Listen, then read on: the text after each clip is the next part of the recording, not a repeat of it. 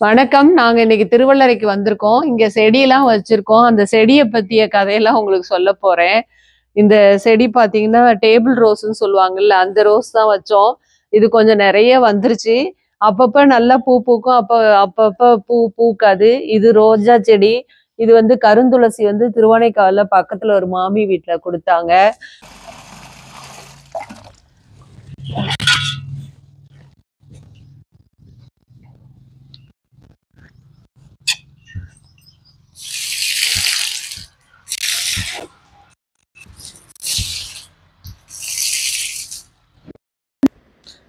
சின்ன வயசுல இருந்து இந்த கனகாம்பரம் செடியெல்லாம் ரொம்ப பிடிக்கும். கனகாம்பரம் பூ வச்சுட்டு போறதும் ரொம்ப பிடிக்கும் தான். ஃப்ரெண்ட்ஸ் எல்லாம் அவங்க வீட்டு செடியில இருந்து கனகாம்பரம் பூத்திருக்குன்னு கட்டி வச்சுட்டு வருவாங்க. எனக்கும் கூட குடுத்துருக்காங்க. அந்த ஆசை வந்து ரிட்டயர்மென்ட்டுக்கு அப்புறமாவது கிடைச்சிருக்கு. அத நினைச்சு இறைவனுக்கு நன்றி தான் சொல்லணும். இந்த கிராமத்து சூழல்ல வீடு கட்டணும்னு ரொம்ப நாள் கனவு தான். அது இப்ப நிறைவேறிருக்கு. அந்த செடிக்கு தண்ணி ஊத்துறப்ப மனசெல்லாம் லேசா இருக்க மாதிரி இருக்கு. செடி காத்துல அசைறப்ப தண்ணி பட்டோனே குளிச்ச மாதிரி, குழந்தைங்க குளிச்சுட்டு நிக்கிற மாதிரிலாம் ஒரு உணர்வு வருது. ஜாதிப்பூ இருக்கு. இங்க வந்து ஒரு துளசி இருக்குது. அப்புறம் இங்க கொஞ்சம் வந்து எலுமிச்சம்பழம் கண்ணு வந்திருக்கு இப்பதான். ஆனா இன்னும் சரியா மேல வரல.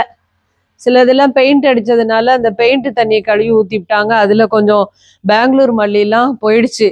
நம்ம இங்கேயே இருந்து தண்ணி ஊத்தி செடியெல்லாம் வளர்த்தாதான். இங்கே கனகாம்பரம் செடி. இது வந்து ரோஸு. இதுல ஆரஞ்சு கலர் ரோஸு இருக்கு. அப்புறம் பேபி ரோஸ் இருக்கு ஊட்டி ரோஸ்லயே. அப்புறம் ஃபேண்டா கலர் ரோஸ் இங்க கனகாம்பரம். கனகாம்பரம் தான் கொஞ்சம் நல்லா வந்துகிட்டு இருக்கு. அப்புறம் இது வந்து பேபி ரோஸ். ஊட்டி ரோஸ்லயே டபுள் கலர் ரோஸு. இது வந்து ஃபேண்டா கலர் ரோஸ். இந்த இடம் வந்து ரெட் ரோஸ். இடையில கொஞ்சம் நல்ல நிறைய பூத்துச்சு. இப்ப கொஞ்சம் பூக்கல. அது வந்து கற்பூரவள்ளி இலை வச்சிருக்கோம் பாருங்க. சளி பிடிக்காம இருக்கிறதுக்கு. தலை பாரம்னா இதை கொதிக்க வச்சு ஆவி பிடிக்கலாம். அந்த பக்கம் செம்பருத்தி. இந்த பக்கம் வந்து உயரமா இருக்கிறது சுண்டக்காய் செடி. அது எப்படி வந்துச்சுன்னு தெரியல. நான் போட்டேனா இல்லைன்னா காக்கா போட்டுச்சான்னு தெரியல. அது வந்திருக்கு. அந்த பக்கம் பலாக்கண்ணு வந்திருக்கு.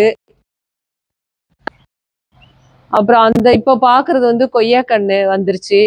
வந்துட்டு திண்ணை இதெல்லாம் சொல்றேன். இது என்னம்மா? இது இது டப்பா.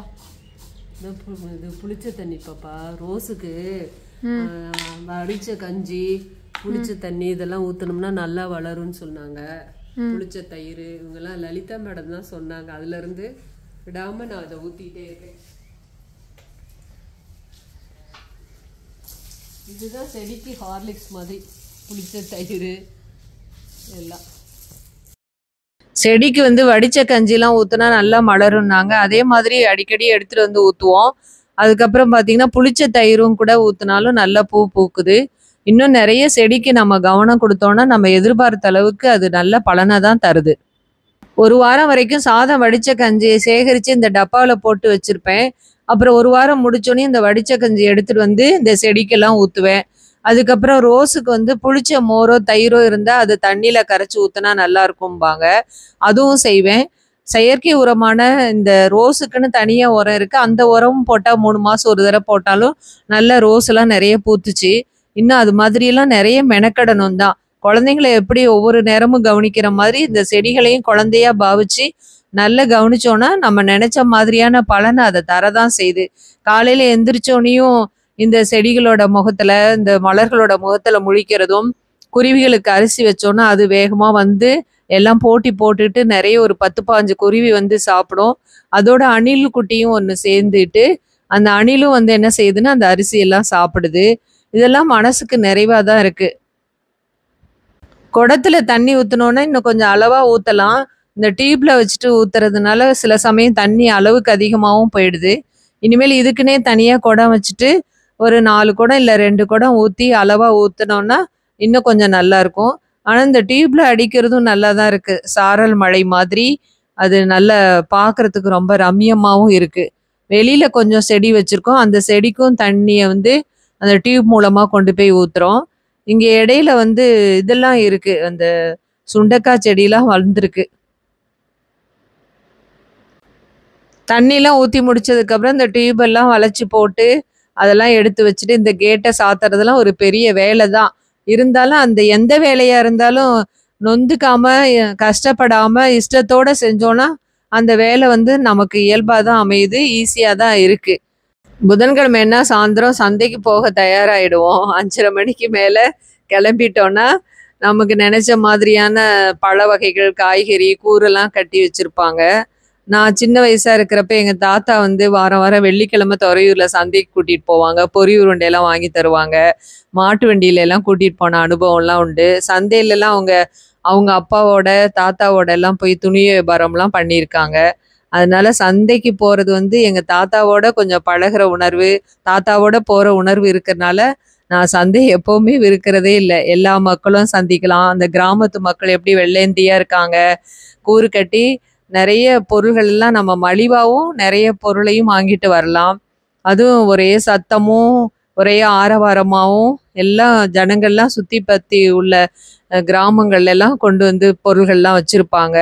அதை வாங்குறதே ஒரு பெரிய விஷயந்தான். இங்கே வாழைப்பழக்காரம்மாட்ட விடாமல் வாங்குவோம்.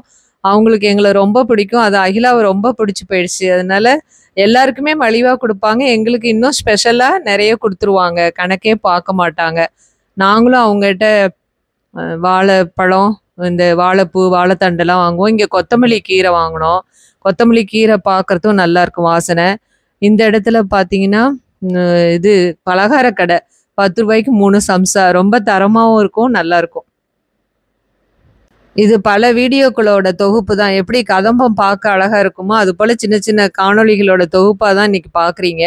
சந்தைக்கு போயிட்டு வந்த ஒரு வீடியோ பார்த்தாச்சு. இப்போ வீட்டில் வந்து வாஷிங் மிஷினில் துணி எப்படி, இது செமி வாஷிங் மிஷின் தான், அந்த துணி துவைக்கிறதெல்லாம் பாப்பா வந்து எடுத்திருக்கா அகிலா. அதை தான் நீங்கள் பார்க்குறீங்க.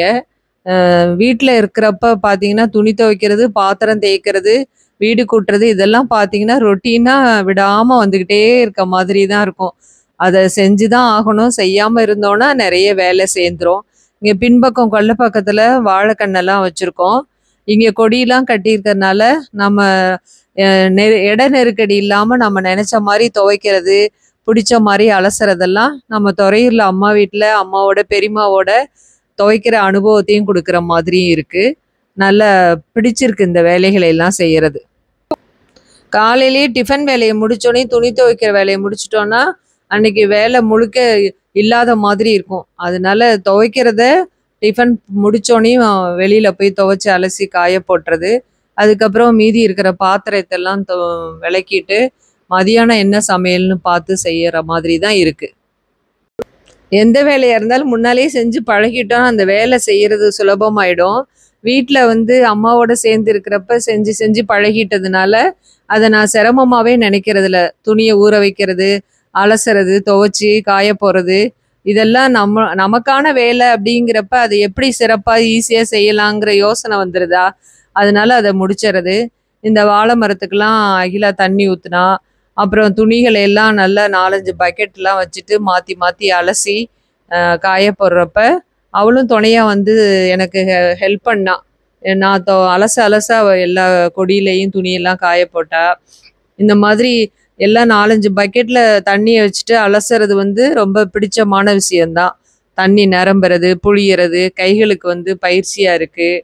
அலசுறப்ப நம்ம துணியை தூக்கி தூக்கி அலசுறது எல்லாமே நிறைவாக தான் இருக்குது. இந்த வேலையை வந்து கடினமாக நினச்சா கடினம்தான். அதை வேலையை செய்கிறப்பயே அதோட பேசிகிட்டே செய்கிற மாதிரி. எங்கள் அம்மாயெல்லாம் பார்த்தீங்கன்னா துணி துவைக்கிறப்ப அடிக்கிறப்ப கல்லோட பேசுவாங்க, மக்கோட பேசுவாங்க. அந்த இயல்பு வந்து எனக்கும் இருக்க தான் செய்யுது. நானும் சமயத்தில் யாரும் இல்லைன்னா பேசிகிட்டே செய்வேன். கந்தையானாலும் கசக்கி கட்டுங்கிற மாதிரி துணியை நல்லா துவைச்சி அடித்து பிழிஞ்சு காய போட்டு வெயிலில் காய வச்சு மடித்து உடுத்திக்கிறதே பெரிய ப்ராசஸ் தான். அது ரொம்ப அழகான விஷயந்தான். வாஷிங் மிஷினில் துவைக்கிறப்ப நம்ம ரொம்ப மெனக்கிட வேண்டியதில்லை. ஆனால் அந்த துணி ஒன்றோட ஒன்று மாட்டிக்கிறப்ப அது ரொம்ப சிரமம்தான். எந்த வேலையிலையும் ஒரு மைனஸும் இருக்கும், ப்ளஸ்ஸும் இருக்கும். ஆனால் வாஷிங் மிஷினை விட இந்த மாதிரி ஊற வச்சு கல்லில் அடித்து துவைக்கிறது ரொம்ப சுலபந்தான். விரல்களுக்கு, நரம்புகளுக்கெல்லாம் ரொம்ப பயிற்சியாக இருக்குது. நம்ம தனியாக போய் ஜிம்முக்கு போய் பயிற்சி எடுக்கணுங்கிற அவசியம் இல்லை. அவங்கவுங்க ட்ரெஸ்ஸை அவங்கவுங்களே துவைச்சிக்கிற மாதிரி இருந்தால் ரொம்ப நல்லது தான். அதனால எல்லா வகையிலையும் உடலுக்கு பயிற்சியை தரக்கூடியதாக இருக்குது, மனசுக்கு மகிழ்ச்சியை தரக்கூடியதாக இருக்குது தண்ணி துவைக்கிறது. இந்த பூஜை அறையில் பார்த்தீங்கன்னா அகிலாண்டேஸ்வரி சிலை, ரங்கநாதர் ஃப்ரெண்டு கொடுத்தது எல்லாமே வச்சுருக்கோம். ரொம்ப அழகா படங்கள்லாம் மாட்டி எல்லாமே அகிலாவோட கைவண்ணம் தான். இந்த வீடியோலாம் உங்களுக்கு பிடிச்சிருக்கும்னு நினைக்கிறேன். நான் இது மாதிரி பண்றது எப்படி இருக்கு அப்படிங்கிறத கமெண்ட்ல சொல்லுங்க. நன்றி, மகிழ்ச்சி.